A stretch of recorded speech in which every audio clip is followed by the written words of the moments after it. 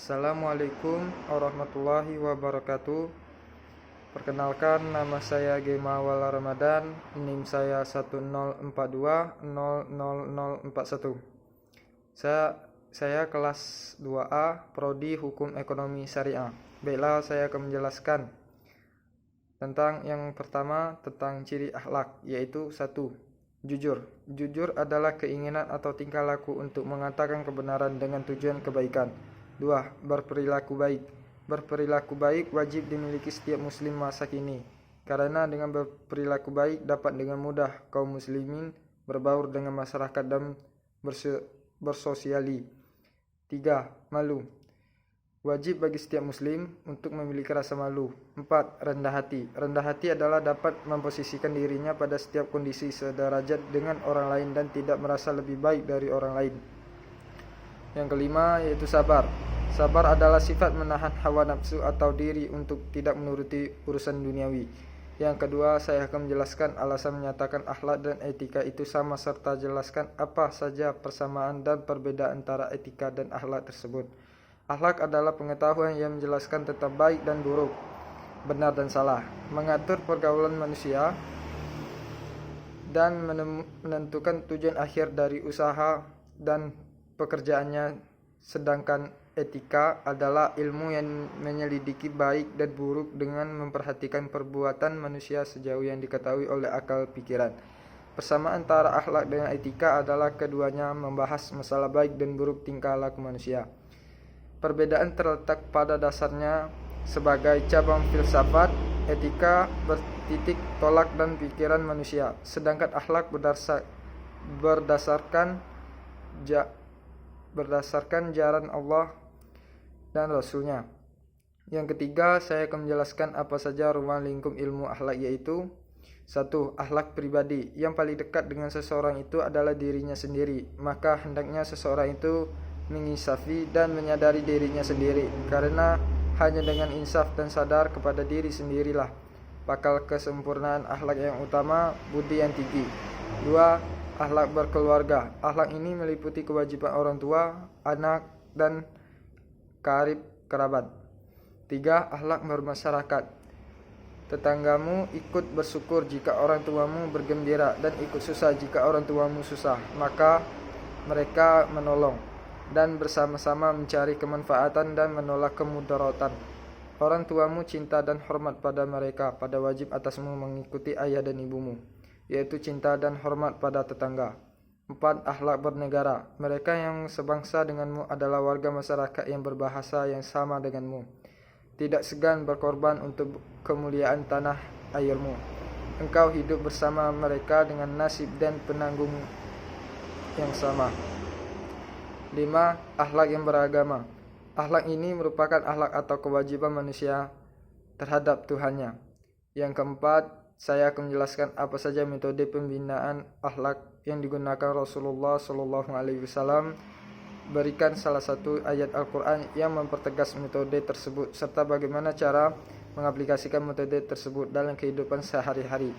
Metode pembinaan akhlak yang digunakan Rasulullah SAW yaitu 1. Metode bil hikmah. Metode ini lebih mengedepankan contoh atau keteladanan, figur, kesabaran, istiqomah, dan juru dakwah. 2. Metode bil lisan. Metode ini lebih mengedepankan kemampuan ceramah lisan atau retorika. 3. Metode bil kitabah. Metode ini lebih mengutamakan catatan-catatan tertulis. Metode bil hal. Metode ini lebih mengedepankan perbuatan atau bantuan nyata, bisa berupa material, tenaga, ilmu, dan sebagainya. 5. Metode bil mujadalah. Metode ini sering disebut dengan diskusi, dialog, talsof. Metode ini bagus digunakan untuk sharing pendapat tentang satu masalah dan mencari solusi.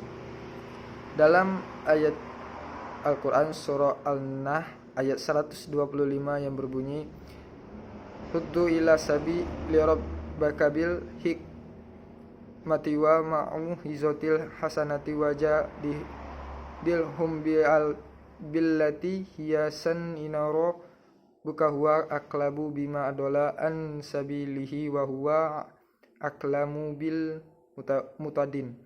Cara mengaplikasikan metode 1. Mengokohkan keimanan dan beribadah kepada Allah Subhanahu wa taala. 2. Menanamkan ketakwaan dan memperbanyak zikrullah. 3. Menanamkan keikhlasan dalam semua perbuatan. 4. Zuhud dan selalu mengingat akhir. 5. Rasulullah SAW mendidik para sahabat untuk mencintai ilmu dan mempelajarinya. 6. Memberikan teladan yang baik dan selalu paling terdepan mempraktikkan akhlak mulia. 7. Menanamkan kebebasan dan sikap yang positif. 8. Memperhatikan kejiwaan orang yang mau diubah dan hal ini dilakukan secara berkesinambungan. 9. Mengikut sertakan orang lain dalam melakukan perubahan dan menyiapkan ahli di bidang tertentu. 10. Bervariasi dalam cara mengubah seperti dengan membuat perumpamaan, bercerita, diskusi, ataupun hal lainnya agar tidak muncul kebosanan dalam diri para sahabat. Yang kelima, saya akan menjelaskan apa yang dimaksud dengan akidah akhlak dan bagaimana hubungan antara akidah dan akhlak tersebut. Akidah menurut bahasa, kata akidah berasal dari bahasa Arab yang berakar dari kata akodaya, kidu, akdan, akidatan. Akdah berarti simpulan, ikatan perjanjian, dan kokoh. Setelah terbentuk menjadi akidah berarti keyakinan. Menurut Yunahar Ilyas, beliau menyatakan bahwa akidah adalah keyakinan yang tersimpul kokoh di dalam hati, bersifat mengikat dan mengandung perjanjian. Akhlak. Kata akhlak berasal dari bahasa Arab, merupakan bentuk jamak dari khuluq, yang menurut bahasa berarti budi pekerti, perangani, tingkah laku, atau tabiat. Menurut Imam Al-Ghazali yang mendefinisikan akhlak sebagai sifat yang tertanam dalam jiwa yang menimbulkan perbuatan-perbuatan dengan mudah tanpa memerlukan pemikiran dan mempertimbangkan. Hubungan akidah dan akhlak. Akidah erat hubungnya dengan akhlak. Akidah merupakan landas dan dasar pijakan untuk semua perbuatan. Akhlak adalah segenap perbuatan baik dari seorang mukallaf, baik hubungannya dengan Allah, sesama manusia, maupun lingkungan hidupnya. Berbagai amal perbuatan tersebut akan memiliki nilai ibadah dan terkontrol dari berbagai penyimpangan jika diimbangi dengan keyakinan akidah yang kuat. Oleh sebab itu, keduanya tidak dapat dipisahkan seperti halnya antara jiwa dan raga. Sekian, terima kasih.